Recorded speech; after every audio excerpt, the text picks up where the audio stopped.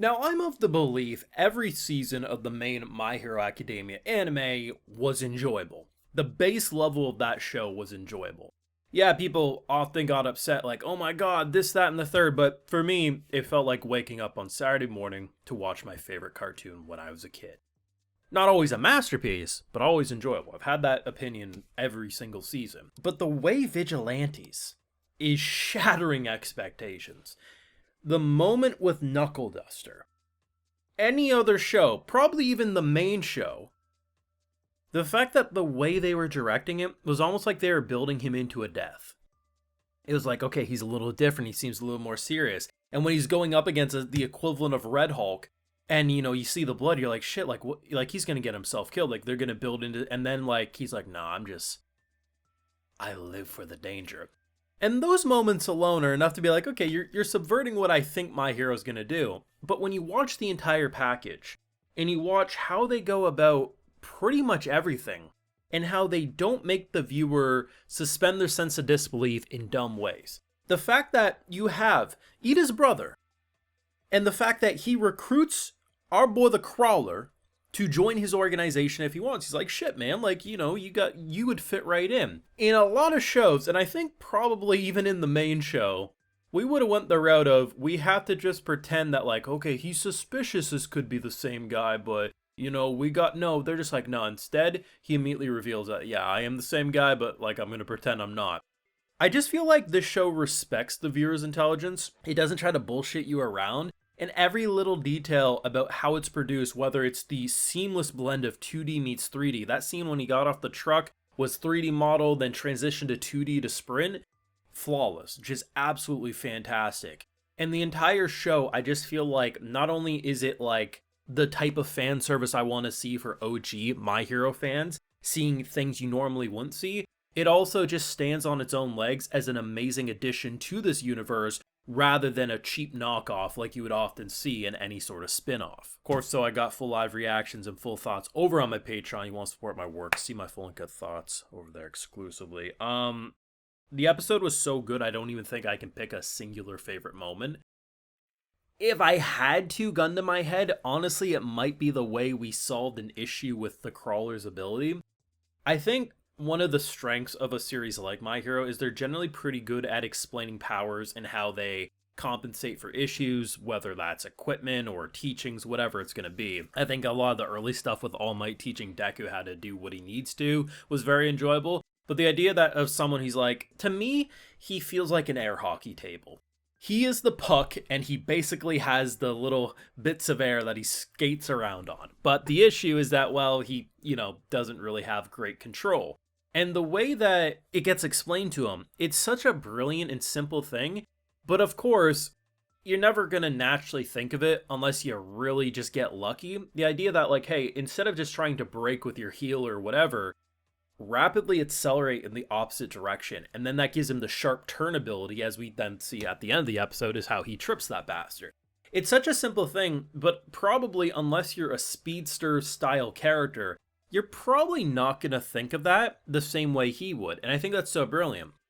I also like, too, that and I don't think I ever saw this in the main show, either between Ida or his brother. The idea that they have airbags in the suit is just so brilliant because, yeah, like when you're going that fast and you're going to crash into a wall, you best believe you got to have some cushion. So when he takes it out, I'm like, okay, this could be a little deadly. We're going to, I know he makes it to the main show, but still, and then they just have giant airbags waiting for him. It's just fantastic. In general, like, I liked all those conversations, and I love the fact that we started off with Knuckle Duster feeling like, because even the characters themselves are saying he feels different, like something's off or something's wrong, and, our boy's saying, actually, he's pretty nice to me. He only has a slight pinch of overkill when he punches me. It's the same way he punches the villain, so he's pulling his punches, but still slightly overkill. Like, I didn't think they were going to kill him off this episode, but it made me feel like they were trying to set up that he's gonna get himself killed or get himself in very bad points of danger if he continues on the path, because we know he doesn't have powers. Now, here's the thing. Given that he's kind of like a hybrid of the Punisher meets Batman, does he need powers? Maybe not. I mean, you can look at Batman himself. Batman can go toe-to-toe with a lot of actual superheroes because he's mastered every martial arts known to man. like it's insane what he can do, no equipment required. But when you're starting to see him go up against like literally the equivalent of Red Hulk, yeah, like I'm starting to like, okay, he's bleeding more. It feels like, okay, he's actually recognizing. I'm thinking, okay, they're gonna start to build into something dramatic, and then they just cut to him being goofy. And that's something I've always liked about the main show, is that they do have a silly side on top of a serious side.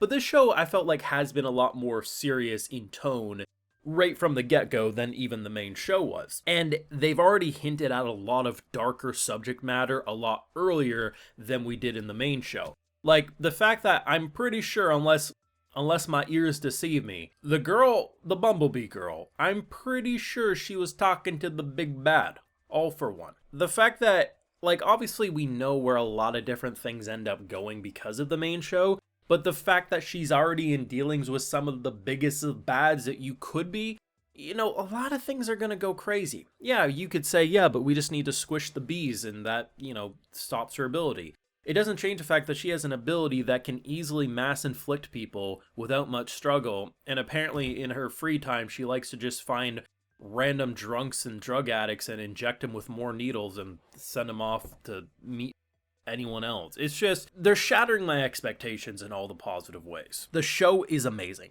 It really is. The production is seamless. I think, and I've mentioned this, it feels a lot more comic book oriented than the main show. It's not even just the over-exaggerated like comic words coming to life or the paneling and stuff like that. The general feel and impact of all the attacks very much feels more like it's influenced based on like comic book kind of superhero stories than the main show. And that's not to say one's better than the other, but I do think it helps differentiate this show from the main show, because even the production style kind of speaks and oozes its own quality and charm, rather than trying to piggyback off the coattails of, the main show. Of course, I'm loving seeing all the characters from the main show, whether it was last episode, the Swarm come in, of course he had his brother, like all those things are great, but I love how rather than it just feeling like fan service like you normally see where it's like, oh, here's this character from the main show, action shot. It's like, no, this is what they were doing before the main show kicked off, and it just feels like they exist in the world alongside these characters. And I love the idea that, someone they were struggling to catch, despite probably them being more talented at face value than our vigilantes groups, the fact that they don't know this area of town the same way they do just makes sense that they're able to succeed, right? In general, it's shattering expectations. I feel like it respects your intelligence, and in general, this was a flawless episode, and I'm starting to understand why so many say that this is their personal favorite My Hero Academia story. I get it. Your thoughts down below. Let me know what you thought. Leave a like if you enjoyed. Subscribe if you're new around here. Of course, ring that bell. And like I mentioned, we got those full live reactions over on Patreon. And hey, while you're over there, I'll also give you a video shout out. Alright, so today we got Buonake, Monica Lazuria, Kyle Kolchuk, Hunter D. Lupin, Cosmo Netto, 140, Zeno, Michael Goodley, Yuki Ali, Zython, Rogue Knight, and we also have Pranay Samshwar. So I appreciate the support, everyone. Please take care. Y'all have a good one.